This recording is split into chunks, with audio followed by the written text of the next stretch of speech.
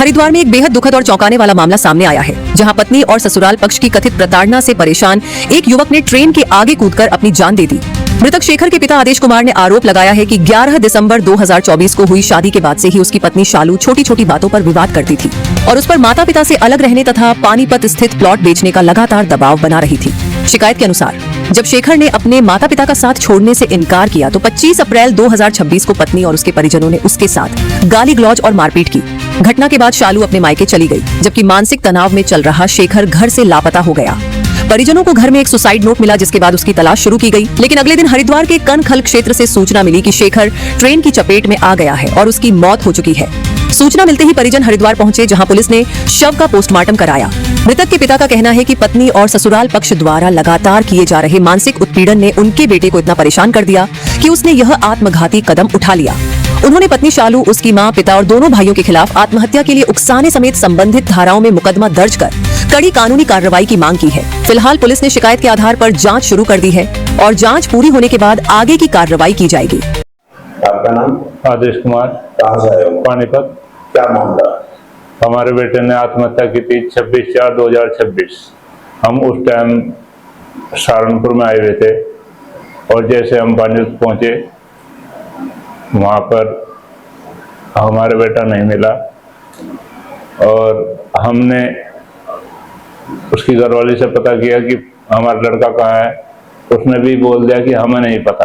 तो आस पड़ोस में जो भी हमारे परिवार आस पड़ोस में रहते हैं, उन्होंने सबने यह कहा कि तेरे बेटे के साथ गलत व्यवहार किया गया, उसके साथ उसकी घरवाली ने बहुत टॉर्चर किया, इस वजह से उसने आत्महत्या की। उसका भी हमें सुसाइड नोट मिला।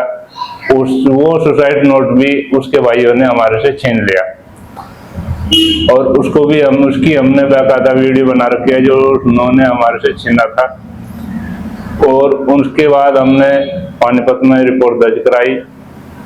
वहाँ पे बोलते हैं कि हरिद्वार जाओ, हरिद्वार गए, हरिद्वार वाले बोलते हैं कि पानीपत जाओ।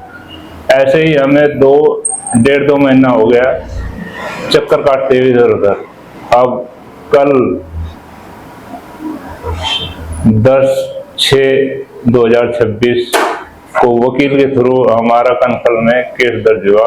अब उसकी हमें आश्वासन मिला कि तुम्हारे उनके खिलाफ जो है, जो तुम्हारे लड़के को टॉर्चर करने वाले हैं, उनके खिलाफ, उनके ससुराल वालों के खिलाफ। केस किसके नाम दर्ज हुआ? अमृत, उसके ससुराल, शेखर के ससुराल वालों के खिलाफ है। किसके लड़के नाम? उनका नाम है अमृत, गौरव, रोहित और उसकी सास का नाम है मुनेश, घरवाले का नाम है साधु। इन पांचों ने मिलकर लड़के को इतना टॉर्चर किया कि वो आत्महत्या करने पर मजबूर हो गया। बेटे का क्या नाम है? बेटे का नाम शेखर कुमार है। पत्नी का? उसकी शालू है।